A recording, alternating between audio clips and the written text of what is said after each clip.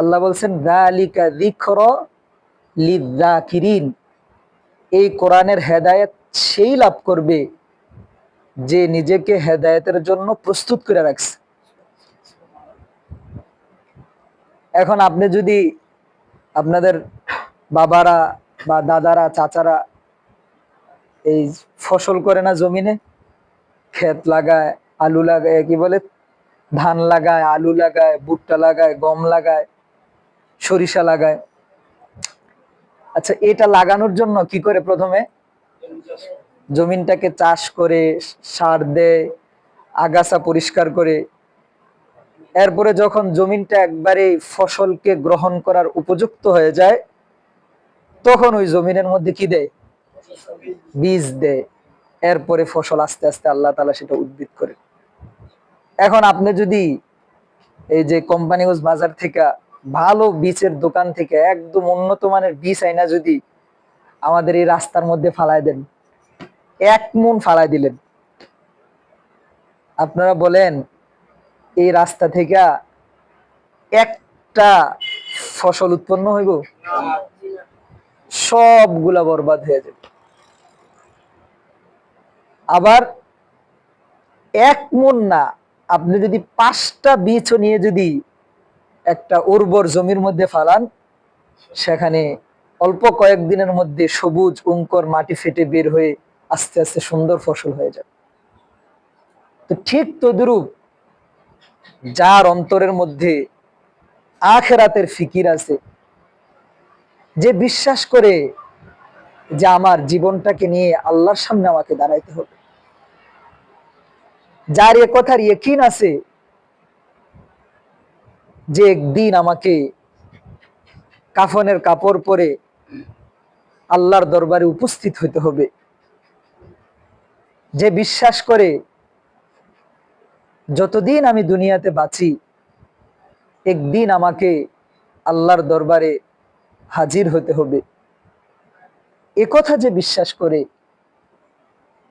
তার জন্যই আল্লাহ এই কোরআন নাজিল করছে। তার জন্যই রাসূলুল্লাহ সাল্লাল্লাহু আলাইহি ওয়াসাল্লাম 23 বছরের আদর্শিক জীবন উপহার দিয়ে গেছেন। তার জন্যই কোরআন এবং হাদিসের যত নসিহত, এটাই আল্লাহ বলছেন ওয়াযাক্কির ফাইন্নাদ যিকরা তানফাউল মুমিনিন। হে নবী, আপনি আপনার উম্মতের সামনে দ্বীনে আলোচনা করেন, তাদেরকে বুঝান, তাদেরকে নসিহত করেন। কেন? ফাইন্নাদ যিকরা তানফাউল মুমিনিন। আল্লাহ বলতেছেন যে এই নসিহত কাফেরের ফায়দা আসবে না, আপনার এই আলোচনা দ্বারা মুশরিকের কোনো লাভ হইব না। ওই যে মদিনার মধ্যে বসবাস করে বনু কুরাইজা, বনু নাজির, এদের কোনো লাভ হবে না। ওই যে নজদের মধ্যে থাকে খ্রিস্টান, এদের কোনো লাভ হবে না।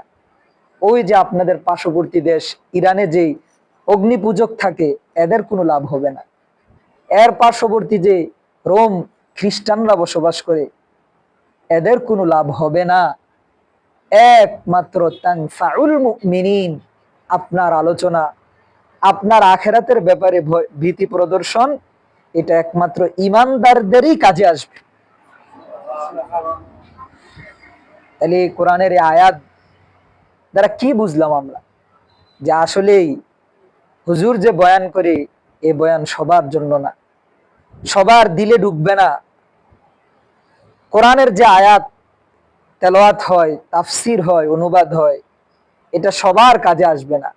ওই যে যার অন্তরটা উর্বর, যার দিলটা নরম, যার মনটা প্রশস্ত। আর এই দিলটা নরম হবে কি দ্বারা?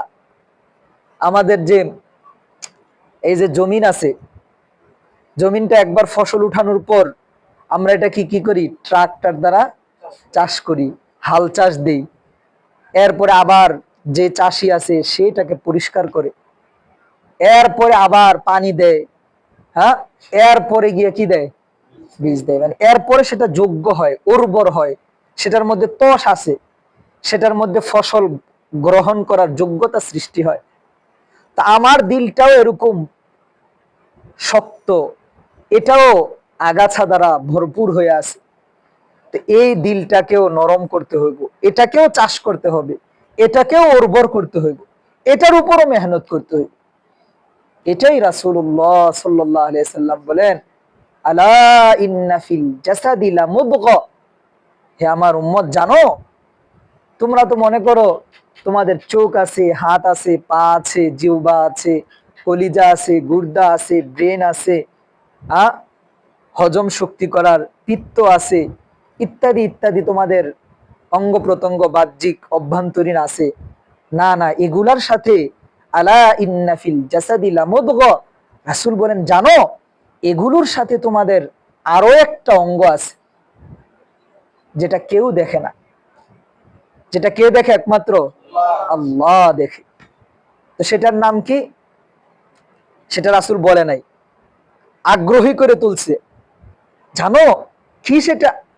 বলছে এটা এমন গুরুত্বপূর্ণ যে ইদা সলুহাত সলুহাল জাসাদু কুল্লু, ওইটা যখন ভালো হয়ে যায় তখন পুরা অঙ্গ প্রত্যঙ্গ ভালো হয়ে যায়। সুবহানাল্লাহ।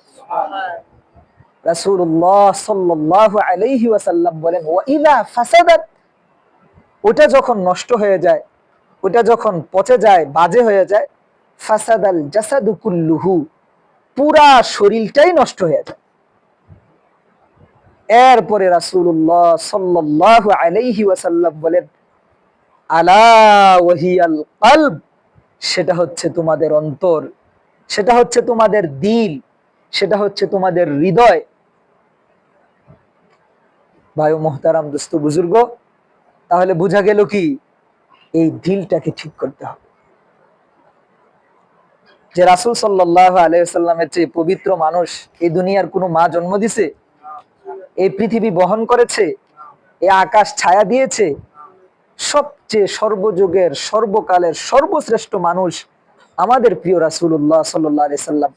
রাসূল যখন পৃথিবীতে আসছেন, আসার পর যখন 1 বছর বা 2 বছর হয়েছে রাসূল সাল্লাল্লাহু আলাইহি সাল্লামের, তখনই জিবরাইল আলাইহিস সালামকে আল্লাহ পাঠাইছেন। জিবরাইল আলাইহিস সালাম আসছে, আয়েশা রাসূলুল্লাহ সাল্লাল্লাহু আলাইহি সাল্লামের বুক ফাড়ছে, ফাইরা ভিতরে যা কিছু ছিল সব বের করে ফেলছে, বের করে জমজমের পানি দ্বারা ধুইছে, ধোয়ার পর সেগুলো আবার ভিতরে ফিট করে দিচ্ছে।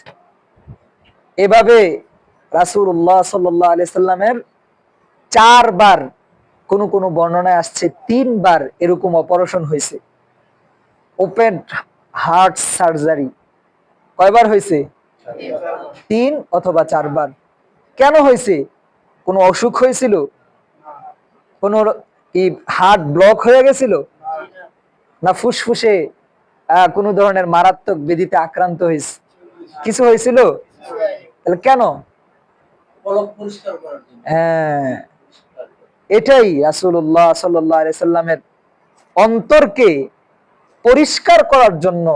যদিও পরিষ্কার, এর পরেও কি আল্লাহ তাআলা এটা রাসূলের দ্বারা করায় আমাদেরকে শিক্ষা দিবেন যে হে আমার বান্দারা, তোমাদের নবীকে যেমন আমি পবিত্র করছি ইবাদতের জন্য, ওহীর জন্য, আমার রিসালাতের জন্য, আমার বার্তার জন্য, ঠিক তোমরাও নিজেদের অন্তরগুলোকে আমার ইবাদতের জন্য পবিত্র কইরো। তাইলে পরে এই ইবাদত, এই আমাল তোমাদের উপকারে আসবে। এটাই হযরত ইউসুফ আলাইহিস সালাতু ওয়াস সালামের ঘটনা আমরা সবাই জানি। হ্যাঁ, যে জুলাইখা যখন তাকে এরকম 7টা বড় বড় গেটের ভিতরে নিয়ে আবদ্ধ করছে, কুপ্রস্তাব দিয়েছিল, তখন ইউসুফ আলাইহিস সালাতু ওয়াস সালাম আল্লাহকে ভয় করে গুনাহ থেকে তিনি কি করছেন? নিজেকে রক্ষা করছেন। এর পরবর্তীতে অনেক কাহিনী হয়েছে।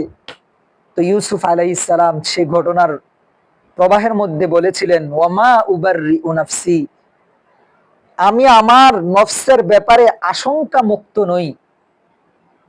ইন্নান নাফসা লাআম্মারাতুম বিসসু, প্রতিটা মানুষের হৃদয়, প্রতিটা মানুষের অন্তর, প্রতিটা মানুষের কলব আম্মারাতুম বিসসু, গুনাহের দিকে, অন্যায়ের দিকে পাপের দিকে প্রবল ধাবিত।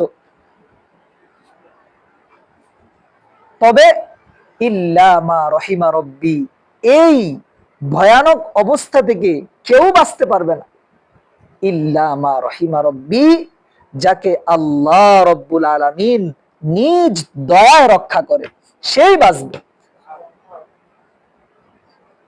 এজন্য আমাকে আল্লাহর দয়া নিজের ভিতরে পাওয়ার জন্য, নিজের ভিতরে আল্লাহর দয়াকে প্রত্যক্ষ করার জন্য সেভাবে আমার নিজেকে গড়ে তুলতে হবে। তা আমার কলব যখন পরিষ্কার হবে, তখন আমার ইবাদতে মজা লাগবে, তখন আমার আমাল সুন্দর হয়ে যাবে, আমার নামাজের মধ্যে খুশু খুশু আসবে, আমার তেলাওয়াতের মধ্যে স্বাদ অনুভূত হবে। আমি তখন বলবো না যে আরে হুজুর নামাজ শেষ করে না কেন, আমি বলবো আহ হুজুর কেন নামাজ শেষ করলো। আমি তখন বলবো না আরে একটু আগে না আসরের নামাজ পড়ে আসলাম, মাগরিবের নামাজের আজান দিয়ে ফেলছে, তখন আমার কথা মুখ দিয়ে এ কথা বের হবে না, আমার মুখ দিয়ে বের হবে আরে মাগরিবের আজান কখন দিবে, এত দেরিতে দিল কেন। আমার পুরা অবস্থাই পরিবর্তন হয়ে যাবে, আমার আর এই দুনিয়া ভালো লাগবে না, তখন আমার ভালো লাগবে আল্লাহর কাছে চলে যায়। এই অবস্থার জন্য আমাকে আগে অন্তরকে পরিশুদ্ধ করতে হবে। আবার এটাও করলে চলবে না যে আমার দিল ভালো না, আমি নামাজ পড়ে খিলাম। একদল আছে না আমাদের দেশের মধ্যে, বলে আমরা দিল বালা, নামাজ পড়ার দরকার নেই।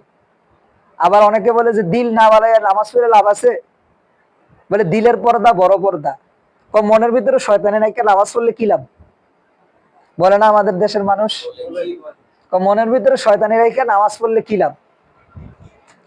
তো যার মনের ভিতরে শয়তানি, সে নামাজ পড়তে আসতেছে, রাসূলুল্লাহ সাল্লাল্লাহু আলাইহি সাল্লাম বলেন যে নামাজ একদিন তার ওই শয়তানি দূর কইরা তাকে সাচ্চা ইমানদার বানাই দিবে। আর যার দিলের ভিতরে শয়তানিও আছে, সে নামাজও পড়তে আসে না, তাহলে তাকে আর কোন জিনিস পবিত্র বানাইবে। এই জন্য ভাই মুহতারাম দোস্ত বুজুর্গ, আমার অন্তরকে পরিশুদ্ধ করার পর আমাকে আমলের মধ্যে আসতে হবে। আর প্রত্যেকটা জিনিসের একটা সিজন আছে, কি আছে? সিজন, মৌসুম।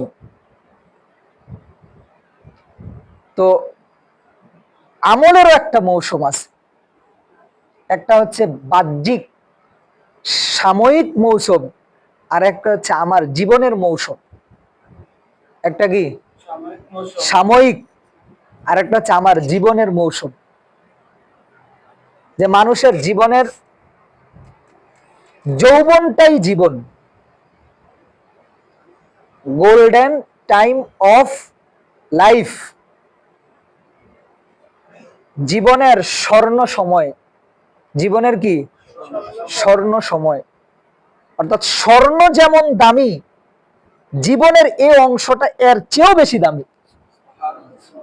একটা মানুষের স্বর্ণ যদি চুরি হয়ে যায়, ডাকাতি হয়ে যায়, ছিনতাই হয়ে যায়, নষ্ট হয়ে যায়, ওই মানুষটা যেমন ক্ষতিগ্রস্ত হয়, একজন মানুষের যৌবনটা বিপদে চলে গেলে সে এর চেয়েও বেশি ক্ষতিগ্রস্ত হবে। এজন্য আমাদেরকে এমন সতর্ক থাকতে হবে যে একজন স্নাইপার, অর্থাৎ যে বন্দুক তাক করে শত্রুর দিকে তাকিয়ে থাকে, কিংবা একটা বক যেভাবে সে পজিশন নিয়ে মাছ ধরার জন্য বসে থাকে, কিংবা একজন ড্রাইভার যেভাবে তীক্ষ্ণ দৃষ্টিতে সামনের দিকে তাকায় থাকে, কোনোভাবে যাতে সে বিপদে না যায়, ওই বক যেমন তাকিয়ে থাকে কোনোভাবে যাতে তার টার্গেট শিকার মিস না হয়, ঠিক তদ্রূপ আমি একজন যুবক হিসাবে এভাবেই তাকিয়ে থাকতে হবে, কোনোভাবে যেন আমার যৌবনটা অন্যায় এবং শয়তানের কাজে পথে ব্যয় না হয়। আমি একজন ইমানদার হিসাবে এমন মজবুত আজ এবং জজব দৃঢ় সংকল্প করতে হবে, পৃথিবী উল্টে যাবে, রাত দিন হয়ে যাবে, দিন রাত্র হয়ে যাবে, আমাবস্যার রাত পূর্ণ দুপুরে রূপান্তরিত হয়ে যাবে, পূর্ণ দুপুর আমাবস্যার রাতে পরিণত হয়ে যাবে। পৃথিবীর পাহাড়গুলো সাগর হয়ে যেতে পারে, সাগর পাহাড় হয়ে যেতে পারে, কিন্তু আমি আল্লাহর বান্দা, আমি নবীর উম্মত, আমার দ্বারা আল্লাহর হুকুমের বিপরীত একটা কাজও হবে না। এরকম সংকল্প, দৃঢ় প্রত্যয় আমার মধ্যে থাকতে হবে। যে আমার হুজুর ও অমুকে তো অমুকে করে, অমুকে তো এটা করে, অমুকে ওইটা দেখে, অমুকে অমুকের সাথে চলে, অমুকে অমুক আড্ডায় যাচ্ছে, অমুকে সেটা করতেছে। আল্লাহ বলছেন ওয়াকালিলুম মিন ইবাদিয়াশ শাকুর, ও বান্দা তুমি যদি বেশির কথা চিন্তা করো, শুনে রাখো আমার বান্দাদের মধ্যে থেকে অল্প কিছু বান্দা আমার অনুসরণ করে। অন্য আয়াতের মধ্যে আল্লাহ বলছেন ইন তুতি আকসারা মান ফিল আরদ, হে আমার বান্দা জমিনে যারা আসে এদের অধিকাংশকে যদি তুমি অনুসরণ করো, ইউদিল্লুকা আন সাবিলিল্লাহ, তাহলে সঠিক পথ থেকে তুমি দূরে সরে যাবে। অন্য আয়াতের মধ্যে আল্লাহ বলেন ওয়ালান তারদা আনকাল ইয়াহুদ ওয়ালান নাসারা হাত্তা তাত্তাবিআ মিল্লাতাহুম। তুমি আজকে মনে করতেছো বন্ধু তোমাকে অমুক আড্ডায় নিয়ে যাইতেছে, আজকে বলতেছে বন্ধু একটা চুমুক দে, একটা টান দে, কালকে বলতেছে আরে তুই এভাবে চুল কাটছো, এটা কি হইলো, এটা তো খেত বেটা, এখন নতুন স্টাইল নতুন ডিজাইন বাড়িয়েছে, ওইটা মার তোর মাথার মধ্যে, দেখবি কি জিগজাক লাগে। কারে তুই এই এই মোবাইল চালাস, এই ভিডিও দেখস, এই অমুক তারকা অমুক স্টারের অনুসরণ করস, আর আর আপডেট হো, ডেভেলপ হো না।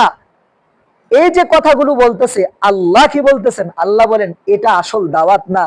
সে তোমাকে একটা নাটক দেখিয়ে সে সন্তুষ্ট হবে না, একটা মুভি দেখায় সে সন্তুষ্ট হবে না, একটা টান দেওয়া তোমার থেকে সে সন্তুষ্ট হবে না। কোরআন বলতেছেন ওয়ালান তারদা আনকাল ইয়াহুদ ওয়ালান নাসারা হাত্তা তাত্তাবিআ মিল্লাতাহুম, সে এতটুকুতেই ক্ষান্ত হবে না, এতটুকুইতে সে সীমাবদ্ধ থাকবে না, যতক্ষণ পর্যন্ত না তোমাকে দিয়ে শয়তানের অনুসারী তোমাকে না বানাইবে, শয়তানের অনুসরণ করে তুমি জাহান্নামী যতক্ষণ না হইবা ততক্ষণ পর্যন্ত সে তোমার পিছু ছাড়বে না। এজন্যই জাহান্নামে যায় মানুষ বলে রব্বানা আরিনাল্লাযাইনি আদাল্লানা, রব্বানা আরিনাল্লাযাইনি আদাল্লানা মিনাল জিন্নি ওয়াল ইনস নাজআলহুমা তাহতা আকদামিনা লিয়াকুনা মিনাল আসফালিন।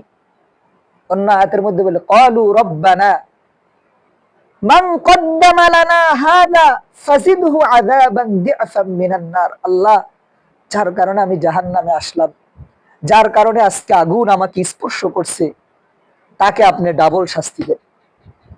আল্লাহ যে বন্ধুর কারণে আমি বিপদে গিয়েছিলাম, যার কারণে আমি নামাজ পড়ি নাই, যার কারণে আমি দিনের পথে এসে সংকীর্ণ মনা হয়ে আবার দিনের পথ থেকে দূরে সরে গেছি, যার কারণে আমি দুনিয়ার জীবনটাকে বাস্তব জীবন মনে করেছিলাম, যে আমাকে ভুল বুঝায়া, যে আমাকে এরকম বিভিন্ন রকমের ভাউতাবাজি কইরা আমাকে খারাপ আড্ডায় নিয়ে গেছে, খারাপ পরিবেশে নিয়ে গেছে, খারাপ মহলের সাথে আমাকে সম্পৃক্ত করাই দিছে, আল্লাহ তাকে আপনি আনেন, আমার পায়ের নিচে তাকে আপনি রাখেন, তার ঘাড়ে পাড়া দিয়ে আমি জাহান্নামে যাই। নাউজুবিল্লাহ। ও ভাই ও দুস্থ বুজুর্গ, আমার কথায় মিথ্যা থাকতে পারে, আমি এখানে বসছি এটাও মিথ্যা হইতে পারে, কিন্তু যে কথাটা আমি বললাম এটার মধ্যে কোনো মিথ্যা নাই, এটা আল্লাহর কথা, এটা আরশ আজিমের মালিকের কথা, এটা ওই সত্তার কথা যেই সত্তা বলছেন আলা ইন্না ওয়াদাল্লাহি হক, নিশ্চয়ই আল্লাহর ওয়াদা সত্য। আল্লাহ তাআলা মুসা আলাইহিস সালামের মাকে বলছেন আল্লাহর ওয়াদা যে সত্য, এটা আল্লাহ এমন এক পরিস্থিতিতে বাস্তবায়ন করে দেখাইছেন যাতে কিয়ামত পর্যন্ত মানুষ শিক্ষা নেয় যে আলা ইন্না ওয়াদাল্লাহি হক, নিশ্চয়ই আল্লাহর ওয়াদা সত্য। মুসা আলাইহিস সালাতু ওয়াস সালামের মাকে আল্লাহ বলছেন ওয়া আওহাইনা ইলা উম্মি মুসা আন আরদিই ফাইদা খিফতি আলাইহি ফাআলকিহি ফিল ইয়াম, হে মুসার মা, ফেরাউনের ভয় করতেছো, ফেরাউন তোমার মুসাকে মেরে ফেলবে, তুমি তাকে দুধ খাওয়াও, ফাআরদিই, তাকে তুমি দুধ খাওয়াও, ফাইজা খিফতি আলাইহি, যখন তোমার ভয় হবে, কঠিন ভয় মনে হয় ফেরাউন আমার বাচ্চাটাকে, আমার নবজাতক কলিজার টুকরাকে মেরে ফেলবে, ফাআলকিহি ফিল ইয়াম্মি, পৃথিবীর সমস্ত একেবারে আদম আলাইহিস সালাম থেকে নিয়ে যেদিন এই পৃথিবী ধ্বংস হবে, কোন টেকনোলজি, কোন প্রযুক্তি এই ঘটনার পুনরাবৃত্তি করতে পারবে না। আল্লাহ কি বলতেছেন, এ মুসার মা, এই সন্তানকে যদি তুমি না পালতে পারো, তাকে যদি হেফাজত করতে চাও, ফাআলকিহি ফিল ইয়াম্মি, তাকে সাগরে ফেলাই দাও। আশ্চর্য না? আমাদের দেশের এখন তো অনেক অত্যাধুনিক হসপিটাল আছে, অনেক ল্যাবরেটরি আছে, অনেক সায়েন্টিস্ট আছে। তো যেই মা বাচ্চাকে হেফাজত করতে হয়, কোথায় ঢুকায় রাখে? আইসিইউ, এনআইসিইউ, আরো কত কিছু আছে। একেবারে নিরবিচ্ছিন্ন পরিচর্যার মধ্যে রাখে, বাতাসও ঢুকতে দেয় না সেখানে, মানুষও যাইতে দেয় না। এরকম সেভের মধ্যে নেয়, নিয়ে তারপরে সেটাকে কি করে?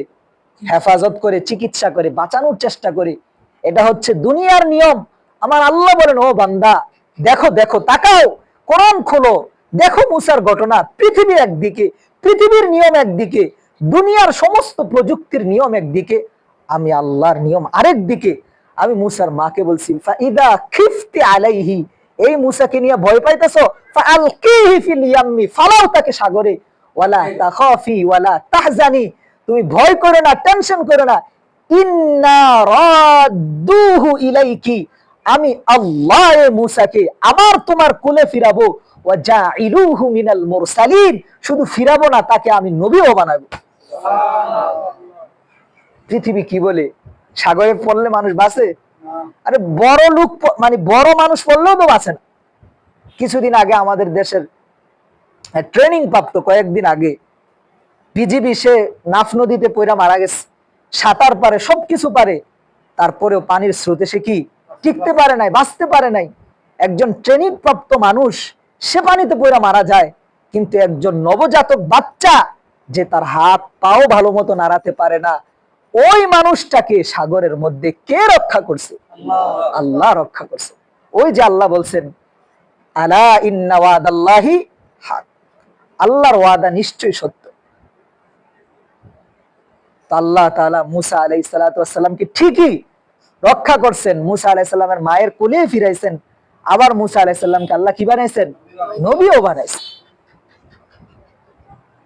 মুসা আলাইহিস সালাতু ওয়াস সালাম ফেরাউনের এক কিপ্তিকে মাইরা ভাইগা মিশর থেকে মাদিয়ান চলে গেছে, ওইখানে দীর্ঘ সময় ছিল, ফিরে আসতেছে। তা আসার পথে মুসা আলাইহিস সালাতু ওয়াস সালামের সাথে তার গর্ভবতী অন্তঃসত্ত্বা স্ত্রী ছিল। স্ত্রীকে বলতেছে, ইন্নী আনাস্তু নার, আমার মনে হয় ওই পাহাড়ের কাছে আগুন আছে, আমি আগুনের সন্ধান অনুভব করতেছি, মনে হয় ওই আগুন সেখানে আছে, তুমি এখানে থাকো, আমি আগুন নিয়ে আসি।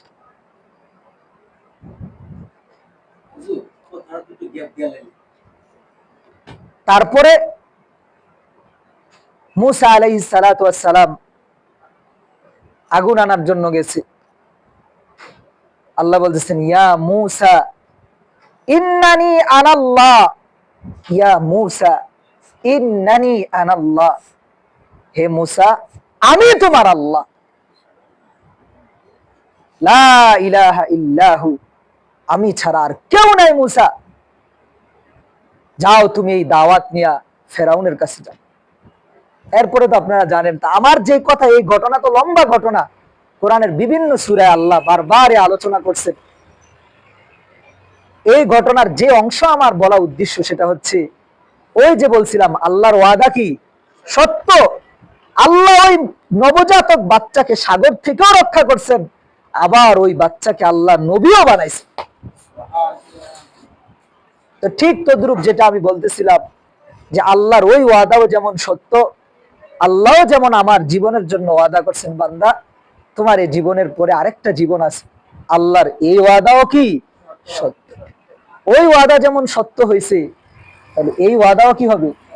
সত্য হবে।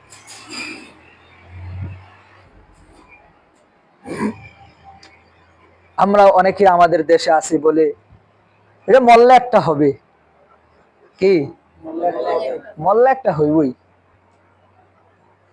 এক লোক এসে বলতেছে, হুজুর আপনি যে জান্নাতের কথা বলেন, আখেরাতের কথা বলেন, এক আলেমকে এসে এক লোক বলতেছে, এই যে এত কষ্ট করে আবাদত করেন, নামাজ পড়েন, গুনাহ থেকে বাইচা থাকেন, হালাল অনুযায়ী জীবন যাপন করেন, হারাম থেকে বেঁচে থাকেন, আচ্ছা বলেন হুজুর, যদি আখেরাত বলতেই কিছু না থাকে তা আপনাদের তো পুরো জীবনটাই বৃথা। তখন হুজুর বলতেছে, ঠিক আছে, যদি আখেরাত বলতে কিছু না থাকে আপনার কথা অনুযায়ী, তাহলে তো আমরা মানে কি, আমাদের এই জীবনটা কি বৃথা গেল, এই আমল নামাজ টামাজ পড়া বৃথা গেল, লস হয়ে গেল। আর দুটোটারই সম্ভাবনা আছে। আর যদি আখেরাত থাকে তখন আপনার কি অবস্থা হবে? আমারটা তো ফলাফল জিরো, মানে আমার লাভও নাই লসও নাই, কিন্তু আপনার অবস্থাটা কি হবে তখন? আপনি তো আর লাভও নাই লসও নাই, এটার মধ্যে আপনি থাকতে পারবেন না, এই স্তরে তো আপনি থাকতে পারবেন না, আপনি লসে যাইতে হবে। আমি তো লাভ না থাকলে আমার কি লসও নাই, আমি মিডিল ইস্ট থাকতে পারবো। কিন্তু আপনার তো লস না, লাভ যদি না থাকে মানলাম, কিন্তু যদি লস প্রজেক্ট চলে আসে সামনে, আখেরাত যদি চলেই আসে, আপনি কি করবেন তখন? এজন্য ভাই দুস্থ বুজুর্গ, এই কথার যেরকম কোরআনের মধ্যে আল্লাহ তাআলা দুনিয়ার কেন্দ্রিক, এদিকে খেয়াল করি, দুনিয়া কেন্দ্রিক আল্লাহ তাআলা যত আয়াত কোরআনে নাজিল করছেন, কোন আয়াতের মধ্যে এই পর্যন্ত কেউ মিথ্যার কোন সামান্য লেশ মাত্র বের করতে পারে না। চন্দ্র ব্যাপারে আল্লাহ আয়াত নাজিল করছেন, বৃষ্টির ব্যাপারে আল্লাহ আয়াত নাজিল করছেন, জমিনের ফসলের ব্যাপারে আল্লাহ আয়াত নাজিল করছেন, মানুষের সুস্থতার ব্যাপারে আল্লাহ আয়াত নাজিল করছেন, মৌমাছির ব্যাপারে আল্লাহ আয়াত নাজিল করছেন, পিপিলিকার ব্যাপারে আল্লাহ আয়াত নাজিল করছেন, গবাদি পশুর ব্যাপারে আল্লাহ আয়াত নাজিল করছেন, দিনের ব্যাপারে আল্লাহ আয়াত নাজিল করছেন, রাতের ব্যাপারে আল্লাহ আয়াত নাজিল করছেন। কোন দুনিয়া কেন্দ্রিক জাগতিক বিষয়কে নিয়ে আল্লাহ যত আয়াত নাজিল করছেন, কোনটার মধ্যে কেউ ভুল ধরতে পারে নাই। তাহলে এটা কি বোঝা যায়? তাহলে আখেরাত কেন্দ্রিক যত আয়াত আছে ওইগুলোর মধ্যেও কোনো কি নাই, ভুল নাই। তবে দুনিয়া যেটা আমি সচক্ষে দেখতেছি এটাই, আখেরাত দেখি না, এই কারণে আমরা এটা কি হয় না, বিশ্বাস হয়। যদি বিশ্বাস হইতো নামাজের মধ্যে এক কাতার মুসল্লি হইতো না। যদি প্রকৃতপক্ষে আমাদের আখেরাতের বিশ্বাস থাকতো, এই রমাজান মাসে আমাদের সময়গুলো অযথা কাটতো না। যদি আখেরাতের বিশ্বাস থাকতো, তাহলে আমাদের জীবনটা দুনিয়ামুখী হইতো না, এটা আখেরাত মুখী হইতো। আমার কথা কি বিরক্ত হইতেছে আপনারা? এজন্য আমার জীবনের একটাই টার্গেট, যে কোনো মূল্যে হোক আমার আখেরাতকে সুন্দর করতে হবে, আমার আখেরাতকে সুন্দর করতে হবে। আখেরাতে আমাকে পার পেতেই হবে, আমাকে নাজাত পেতে হবে। দুনিয়াতে কতদিন বাঁচব? আমাকে একদিন যেভাবে আমি পৃথিবীতে একদিন যেভাবে আসছি মায়ের গর্ভ থেকে, ঠিক সেভাবে একদিন এই দুনিয়া থেকে আমাকে চলে যেতে হবে। আমার সমবয়সী কত মানুষের মৃত্যুর সংবাদ আমি শুনি। আজকে সোশ্যাল মিডিয়া সহজলভ্য হওয়ার কারণে কত মানুষের মৃত্যু সংবাদ প্রতিনিয়ত আমার সামনে আসতেছে। প্রাকৃতিক দুর্যোগে কত মানুষ না মৃত্যুর মিছিলে সামিল হইতেছে। কত মানুষের কত সুন্দর স্বপ্ন মৃত্যুর করাঘাতে তছনছ হয়ে যাচ্ছে। কত সুখের সুন্দর দাম্পত্য জীবন সব কিছু মরিচিকার মতো হয়ে যাচ্ছে, তিক্ত বিষাক্ত করে দিচ্ছে এই মৃত্যু। আমাকেও তো একদিন মরতে হবে, এটা তো বিশ্বাস না করার কোনো উপায় নেই। আমার চোখের সামনে আমার দাদা চইলা গেছে, নানা চইলা গেছে, যায় নাই, আমার চাচা চইলা গেছে, ওই এলাকার দূর সম্পর্কে দাদা চইলা যাইছে। তা আমাকেও তো একদিন যেতে হবে। নাকি আমি ছোট বলে আমি যাব না? হ্যাঁ, আমি আজকে ছোট, কালকে আমি বড় হয়ে যাব। আজকে আমার দাড়িগুলো কালো, আগামীকাল আমার দাড়িগুলো সাদা হয়ে যাবে। আজকে আমি যুবক, কালকে আমি বার্ধক্যে উপনীত হব। এজন্যই রাসূলুল্লাহ সাল্লাল্লাহু আলাইহি সাল্লাম বলছেন, ইগতানিম খামসান ক্বাবলা খামসিন, হে আমার উম্মত, 5টি জিনিসকে গনিমত মনে করো। কয়টি জিনিস? 5টি জিনিস। 5টি জিনিস আসার আগে। ওয়াসিহহাতাকা ক্বাবলা সাকামিক, এই যে আলহামদুলিল্লাহ আমাদেরকে সুস্থ রাখছেন আল্লাহ তাআলা, সুস্থতাকে কি মনে করা? নিয়ামত মনে করা। নিয়ামত না, নিয়ামত তো গনিমত। নিয়ামত আর গনিমতের মধ্যে পার্থক্য হচ্ছে, নিয়ামত মানুষ সেটাকে তেমন কি করে না, গুরুত্ব দেয় না, কাজে লাগায় না। আর গনিমত সেটাকে বলে যেটাকে মানুষ কি লাগায়, কাজে লাগায়। যেরকম আপনার হাত, এটা আপনার কি নিয়ামত। এই হাতকে যখন আপনি কাজে লাগাইতেছেন, তাসবিহ পড়তেছেন, কোরআনের পাতা উল্টাইতেছেন, এই হাত দিয়ে আল্লাহর দরবারে সেজদা দিতেছেন, এই হাত দিয়ে আপনি মানুষকে আল্লাহর দিকে আহ্বান করতেছেন, এই হাতকে আজান একামতের টাইমে আপনি কানে উঠাইতেছেন, এই হাত দিয়ে আপনি আপনার বাবা মার খেদমত করতেছেন, এই হাত দিয়ে আপনি আপনার ছোট ভাইয়ের একটা কাজ সে করতে পারতেছেন, আপনি করে দিলেন, তখন এই হাত আপনার গনিমত। ঠিক তদ্রূপ রাসূলুল্লাহ সাল্লাল্লাহু আলাইহি সাল্লাম বলছেন যে তোমার সুস্থতাকে তুমি গনিমত মনে করো, অর্থাৎ কাজে লাগাও। নামাজ পড়ো, তেলাওয়াত করো। আমাদের নামাজ পড়লে খানা দিব, মসজিদে পড়ে থাকলে খানা দিব, এ কথা বলেনি? এটা একদম কুফরি কথা। কি কথা ভাই? কুফরি কথা। আল্লাহ বলছেন, ওয়ামুর আহলাকা বিসসালাত ওয়াসতাবির আলাইহা লা নাসআলুকা রিজকা নাহনু নারযুকুকা। আল্লাহ বলতেছেন নাহনু নারযুকুকা, নাহনু নারযুকুকা। বান্দা তুমি নামাজ পড়ো, নামাজের উপর তুমি অটল অবিচল থাকো। লা নাসআলুকা রিজকা, বান্দা রিজিকের পেরেশানি তোমাকে করতে হবে না। নাহনু নারযুকুকা, আমি আল্লাহ তোমাকে আমি রিজিক দিয়ে দেব। কে রিজিক দিবে ভাই? আল্লাহ রিজিক দিবে, আল্লাহ রিজিক দিবে। আর আমি পেরেশান হয়ে গেলাম যে নামাজ পড়লে হইব, যে বলে নামাজ পড়লে হইব সে নাউজুবিল্লাহ আল্লাহর কথাকে সে বৃদ্ধাঙ্গুলি দেখাইছে। যে মনে করে না নামাজ তার জীবনের সমস্ত জরুরত পুরা করবে, সে প্রকৃত ইমানদারই হতে পারে না। কেননা আল্লাহ কি বলছেন?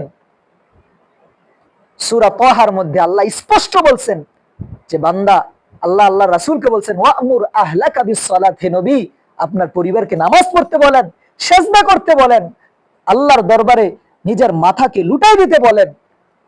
লা নাসআলুকা রিজকা, আপনার কাছ থেকে রিজিকের মেহনত আমি চাই না। রিজিকের জন্য আল্লাহ খোদা ভুইলা মাঠে ঘাটে পড়ে থাকবেন, এটা আমি চাই না। নাহনু নারযুকুকা, আমি আল্লাহ রিজিক দিব। কে রিজিক দিবে? আল্লাহ রিজিক দিবে। এই কথার মধ্যে কোনো ভুল নাই, আছে? ওই যে শুরুতে বলছিলাম, সব কথার সাথে এটা মিলাই নিবে। আলা ইন্না ওয়াদাল্লাহি হক, নিশ্চয় আল্লাহর ওয়াদা সত্য। আল্লাহর ওয়াদা কি? সত্য। আল্লাহ বলেন, ওয়ালান তাজিদা লিসুন্নাতিল্লাহি তাবদীলা, আল্লাহর নিয়মে, আল্লাহর সুন্নায় কোনো পরিবর্তন নাই। কোনো কি নাই? পরিবর্তন নাই। আপনারা কথা বলবেন আমার সাথে, আমি তো মুজাকারা করতেছি, ওয়াজ না। কি না? এটা নসিহত না, ওয়াজ না, মুজাকারা। কথা বুঝতেছেন আমার? না কষ্ট হইতেছে? তাইলে আল্লাহ কি দিবেন? রিজিকের ব্যবস্থা করেন। কোন কথায় ছিলাম? এক কথা থেকে আরেক কথায় চলে আসছে। যে বলতেছিলাম ওয়াসিহহাতাকা, যে তোমার সুস্থতাকে তুমি কি করো? কাজে লাগাও। এটাকে কাজে লাগাইতে হবে। এরপরে রাসূলুল্লাহ সাল্লাল্লাহু আলাইহি সাল্লাম বলেন, ওয়া শাবাবাকা ক্বাবলা হারামিক, যৌবন কালটাকে কাজে লাগাও। যৌবন কালকে কি লাগাও? কোন জিনিসের পূর্বে? ক্বাবলা হারামিক, বার্ধক্য আসার আগে। বার্ধক্য আসার আগে। এই চামড়া যতদিন টাইট আছে ততদিন এই চামড়াকে কাজে লাগাও। এই হাড়, এই হাড্ডি, এই শরীরের জোড়াগুলা যতদিন শক্ত আছে ততদিন কাজে লাগাও। এগুলা ঢিলা হয়ে যাবে, এই চামড়া লুজ হয়ে যাবে, শরীরে ক্লান্তি চলে আসবে, সেই সময় আর চাইলেও পারবা না। এই জন্যই রাসূলুল্লাহ সাল্লাল্লাহু আলাইহি সাল্লাম অন্য হাদিসের মধ্যে বলছেন, সাবআতুন ইউযিল্লুহুমুল্লাহু ইয়াওমা লা যিল্লা ইল্লা যিল্লুহু, 7 শ্রেণীর মানুষকে আল্লাহ আরশের নিচে স্থান দিবেন। কোথায়? আল্লাহর আরশের নিচে। কোন দিন? কিয়ামতের দিন। ইয়াওমা লা যিল্লা ইল্লা যিল্লুহু, যেদিন ওই ছায়া ছাড়া আর কোনো ছায়া থাকবে না, ওই ছায়া ছাড়া আর কোনো ছায়া থাকবে না।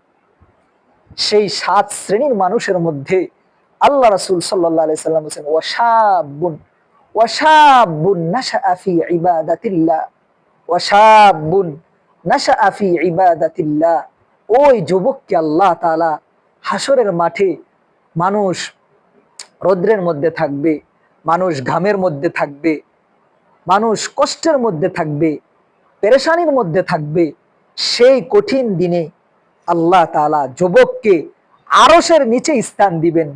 কোন সে যুবক? কে সে যুবক? কে? এখানে অনেকে আমরা যে যৌবনকালে ইবাদত করছে, এখানে হাদিসের ভাষা কি? নাশআ ফি ইবাদাতিল্লাহি তাআলা। নাশউন শব্দের অর্থ হচ্ছে বেড়ে ওঠা। কি? বেড়ে ওঠা, অতিবাহিত হওয়া, অতিক্রম করা। যৌবন কালে আল্লাহর ইবাদত করছে এটা না, যার যৌবন কালটা আল্লাহর ইবাদতে কাটছে। দুইটা কথার মধ্যে বেশ কম আছে, যে একটা ছেলে দিনে কিছু পড়ালেখা করে, বলছে এই আব্দুর রহমান কি করে, বলছে সে একটু পড়ালেখা করে, দিনের বেলা খেলাধুলা করে। আর আরেকজন সম্পর্ক বলে যে আব্দুল্লাহ কি করে, তার দিনটাই পড়ালেখা, তার দিনটাই কি পড়ালেখা ছাড়া সে কিচ্ছুই বোঝে না। কি? কিচ্ছুই বোঝে না। দুটোটা কথার মধ্যে পার্থক্য আছে না? অর্থাৎ প্রথম জন আব্দুর রহমান মানে অন্য কাজও করে, আবার পড়ালেখাতে একটু কি দেয়, সময় দেয়। আর আব্দুল্লাহ পড়ালেখাটাই তার কাজ, অন্য কাজ না পারতে করে। অন্য কাজ কি না পারতে করে। তো ঠিক তদরূপ সেই যুবকের যৌবন কালটা ইবাদতেই কাটছে। এই যৌবনের মধ্যে কোনো গুনাহ নাই, এই যৌবনের মধ্যে নামাজ কাজা নাই, এই যৌবনের মধ্যে মিথ্যা কথা নাই, এই যৌবনের মধ্যে ফাঁকিবাজি নাই, এই যৌবনের মধ্যে হারাম রিলেশন নাই, এই যৌবনের মধ্যে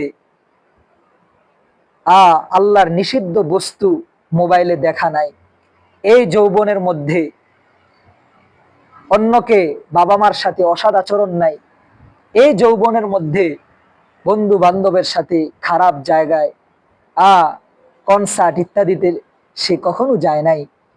যে যুবকের যৌবনটা এভাবে কাটছে, হ্যাঁ যৌবনের তাড়নায় জীবনের চলাফেরার করতে গিয়ে হয়ে যেতে পারে গুনাহ কখনো কখনো, কিন্তু সাথে সাথে সে কি তওবা কইরা নিছে, আল্লাহর কাছ থেকে মাফ করায় নিছে। এভাবে সে চলতেছে চলতেছে চলতেছে, এভাবেই তার যৌবন কালটা কাটছে। তো ওই যুবককে আল্লাহ তাআলা হাসরের মাঠে বলবে, বান্দা তোমার বন্ধুরা অমুক জায়গায় ঘুরতে গেছে, তোমার বন্ধুরা খেলা দেখতে গেছে, তোমার বন্ধুরা নামাজ পড়ে নাই, তোমার বন্ধুরা হারাম রিলেশনে জড়িয়ে ছিল, বান্ধবীদেরকে নিয়ে পার্কে ঘুরতে গেছে, অমুকে গেছে, অমুক খানে গেছে, তমুক খানে গেছে। তুমি ফ্রেশ ছিলা, তুমি নিষ্কলুষ ছিলা, তুমি নিজেকে হেফাজত রাখছো, পরিচ্ছন্ন রাখছো, পবিত্র রাখছো, তোমার চরিত্রের মধ্যে কলুষিত কলঙ্কের দাগ তুমি আঁকো নাই। বান্দা আমি আল্লাহ, তোমার স্থান আমি আল্লাহর আরশের নিচে তোমাকে রাখো। এটা কি সাধারণ কথা? হ্যাঁ, তার মানে কি আমার কোনো চাকরি বাকরি ব্যবসা বাণিজ্য বউ জিপুত ইত্যাদি ফ্যামিলি ইত্যাদি করা লাগবে না, খালি মসজিদে করবো না?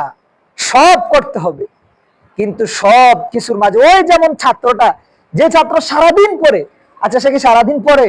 সে ঘুমায় না, সে খানা খায় না, স্কুলে যায় না, বাজারে যায় না, সবই করে, তারপরেও কেন বলতেছে সারাদিন পড়ে? তার মানে সব কিছুর মধ্যে তার পড়ালেখাটাই মূল থাকে। ঠিক তদ্রূপ আমি ব্যবসা করব, বাণিজ্য করব, সবকিছু করব, কিন্তু দিন শেষে আমার উপর ইবাদতটাই প্রাধান্য থাকবে। তাইলে পরে আমি সেই যুবক, যে যুবকের ব্যাপারে রাসূল বলছেন ওয়াশাবুন নাশআ ফি ইবাদাতিল্লাহ, যে যুবক আল্লাহর ইবাদতে তার যৌবন কালটা কাটাইছে, হাসরের মাঠে আল্লাহ তাকে আরশের নিচে স্থান দিবে। সুবহানাল্লাহ।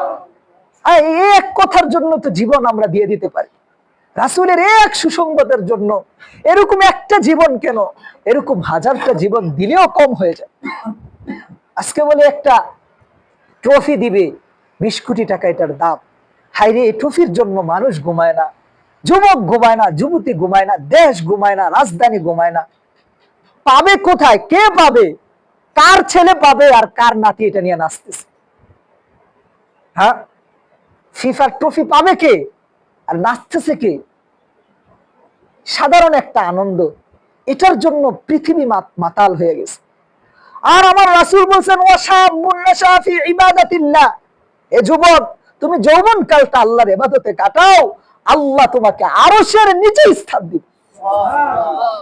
সারা পৃথিবীও যদি এই এক পুরস্কারের জন্য সারা পৃথিবীর মানুষ কিয়ামত পর্যন্ত যত মানুষ আসবে, যত জিন আসবে, যত ইনসান আসবে, যত ফেরেশতা আসবে, সবাই যদি একসাথে আল্লাহর দরবারে সেজদা দিয়ে জীবনটা পার করে দেয়, এর পরেও আল্লাহ যে আরশের নিচে স্থান দিবেন, ওই পুরস্কার সহজ এবং একেবারে সস্তা সওদা হয়ে গেল। কেমন হয়ে গেল? কেমন যেন কেউ 58 পয়সা দিয়া সে একেবারে মোগল সম্রাট আলমগীরের বাদশাহী পাওয়া গেল। এটা একদম সস্তা না? কি কি দামি হইল কুটু? যুদ্ধ করতে হয় নাই, সেনাবাহিনী লাগে নাই, সৈন্য লাগে নাই, কামান লাগে নাই, মিনজানিক লাগে নাই, বন্দুক লাগে নাই, শুধু 58 একটা কি ভাঙ্গা পয়সা দিল। মানে ওয়ালাও ফরজান, এটা হয় নাই বা হবেও না, এটা বলতেছি আর কি, একটা উদাহরণস্বরূপ। 58 একটা পয়সা দিল, আর তাকে কি দিয়ে দিল? মোগল সাম্রাজ্য পুরাটাই দিয়ে দিল। এটা ওই 58 পয়সায় যে মোগল সাম্রাজ্য কিনলো, সের জন্য সস্তা সওদা হইল না? এর চেয়ে সস্তা সওদা হইতে পারে? ঠিক তদ্রূপ আমার যৌবনটাকেও যদি আমি আল্লাহর ইবাদতে কাটাইতে পারি, আল্লাহর দরবারে আমার যৌবন কালটাকে আমি কবুল করে নিতে পারি, তাহলে ঠিক তদ্রূপ আমার এই যৌবনটাও সস্তায়, আমি এই যৌবন দিয়া সস্তায় আল্লাহর আরশের নিচের সিট বুকিং করে নিলাম। এজন্য এটা কোনো অসম্ভব বিষয় না, এটা কি না সহজ বিষয়। আল্লাহ তাআলা যে আল্লাহর জন্য চেষ্টা করে, আল্লাহ সহজ করে দেয়। কি করে দেয় ভাই? সহজ করে দেয়।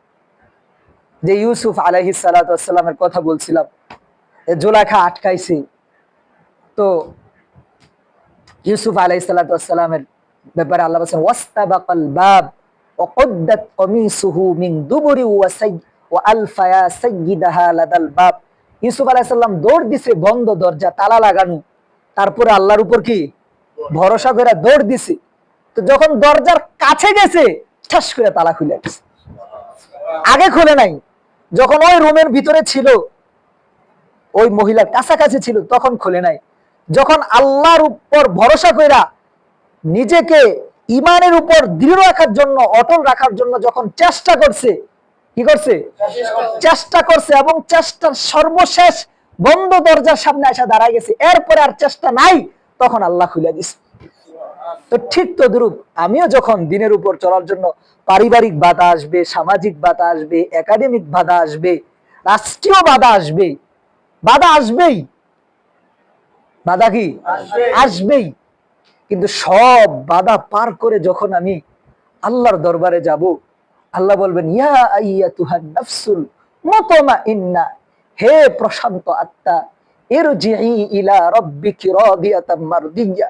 আজকে তুমি এমন ভাবে তোমার আল্লাহর কাছে যাও, আজকে তুমি এমন ভাবে তোমার রবের কাছে যাও, আজকে তুমি তোমার ওই সত্তার কাছে যাও যার জন্য না তুমি ইতিকাফ করছিলা, যার জন্য তুমি ঈদের মার্কেটে যাও নাই, যার জন্য তুমি 10টা দিন কুরবানি করছিলা, যার জন্য তুমি নামাজ পড়েছিলা, যার জন্য এই গ্রীষ্মের গরম পিপাসার সময় ঠান্ডা পানি থেকে তুমি বিরত রাখছো, আল্লাহর জন্য রোজা রাখছিলা, যার জন্য তোমার যৌবনটাকে খারাপ থেকে, কলঙ্ক থেকে হেফাজত রাখছিলা, ইরজিই ইলা রব্বিকি, ওই রবের কাছে যাও, ওই রবের কাছে যাও, ওই রবের কাছে যাও।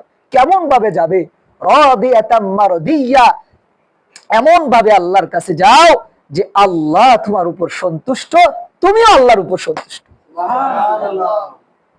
ও ভাই, এর চেয়ে একজন মানুষের জীবনের সফলতা আর কি হইতে পারে? এটাই অন্য হাদিসের মধ্যে রাসূল বলেন, ইন্নাকুম সাতারাউনা রাব্বাকুম, ইন্নাকুম সাতারাউনা রাব্বাকুম, ইন্নাকুম সাতারাউনা রাব্বাকুম কামা তারাউনা লাইলাতাল কমারি, কামা তারাউনাল কমারা লাইলাতাল বাদরি। যে তোমরা প্রত্যেকে তোমাদের আল্লাহকে দেখবে, তোমাদের প্রভুকে দেখবে। কেমন ভাবে দেখবে? যেরকম পূর্ণিমার রাতে তোমরা 14 তারিখের রাতে এরকম রূপার থালার মতো বিশাল চাঁদকে তোমরা আকাশে দেখো, ঠিক তদ্রূপ এই দেখার মধ্যে কোনো কি অস্পষ্টতা থাকে? কোন ধরনের বাধা থাকে? বিরাবিরি থাকে? পর্দা থাকে? ঘোলা থাকে? ধোঁয়া থাকে? কিছুই থাকে না। ঠিক তদ্রূপ স্পষ্টভাবে আমরা প্রত্যেকে আমাদের রবকে দেখতে পাবো। শুধু তাই না, প্রত্যেকে হাসরের মাঠে তার আল্লাহর সাথে কথা বলবে।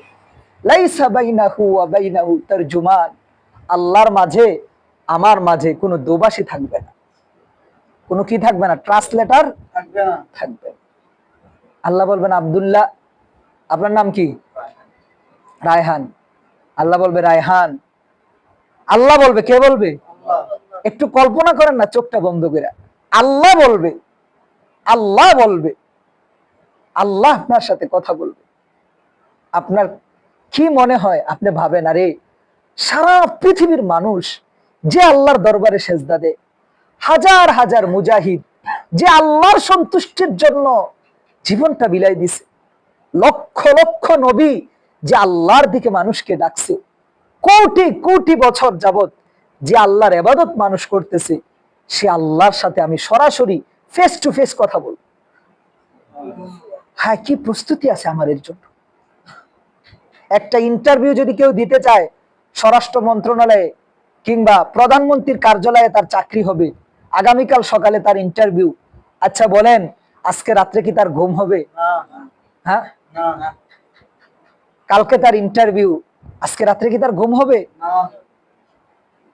সে তো বারবার ছটফট করবে, এই বই দেখবে, ওই প্রিপারেশন নিবে, অমুকের কাছ থেকে সাহায্য নিবে, যত ধরনের তার প্রিপারেশন প্রস্তুতি নেওয়া দরকার ততভাবেই সে নিয়ে সে চাইবে কোন রকমে আমার প্রধানমন্ত্রীর কার্যালয়ের আমি চাকরি পেয়ে যাই, স্বরাষ্ট্র মন্ত্রণালয় সচিবালয়ে আমার চাকরিটা হয়ে যাক। কত তদবির করবে, কত জনের কাছে যাবে, হ্যাঁ, একটা ইন্টারভিউর জন্য। আমি না আমার আল্লাহর দরবারে ইন্টারভিউ দেব? আমি না আগামীকাল আমার আল্লাহর দরবারে ইন্টারভিউ দেব? সেই ইন্টারভিউর জন্য কি প্রস্তুতি আমি নিতেছি? যে যার সামনে আমি ইন্টারভিউ দিতে যাব, তাকে আমার বায়োডাটা দিতে হবে না, তিনি আমার বায়োডাটা কি আগে থেকেই জানবেন, বলতে হবে না। আল্লাহ বলবেন, ইকরা কিতাবাক কাফা বিনাফসিকাল ইয়াউমা আলাইকা হাসিবা। বান্দা বলতে হবে না কিছু, কিছুই বলতে হবে না। ইকরা কিতাবাক, এই যে ধরো তোমার আমলনামা, ধরো এটা পড়তে থাকো। কাফা বিনাফসিকাল ইয়াউমা আলাইকা হাসিবা, আজকের হিসাবের জন্য এটাই যথেষ্ট, আজকের হিসাবের জন্য যথেষ্ট। আলোচনা সংক্ষিপ্ত করে ফেলি, আপনারা বিরক্ত হয়ে গেছেন, একটু ঘুমাবেন, অনেকক্ষণ হয়ে গেছে। আসলে আসলে অনেক দিলে অনেক কথা, অনেক ব্যথা, কিভাবে যে বললে আমরা বুঝবো, কিভাবে বললে, কোন ভাষায়, সেই ভাষা যেন আল্লাহ আমাদেরকে দান করেন।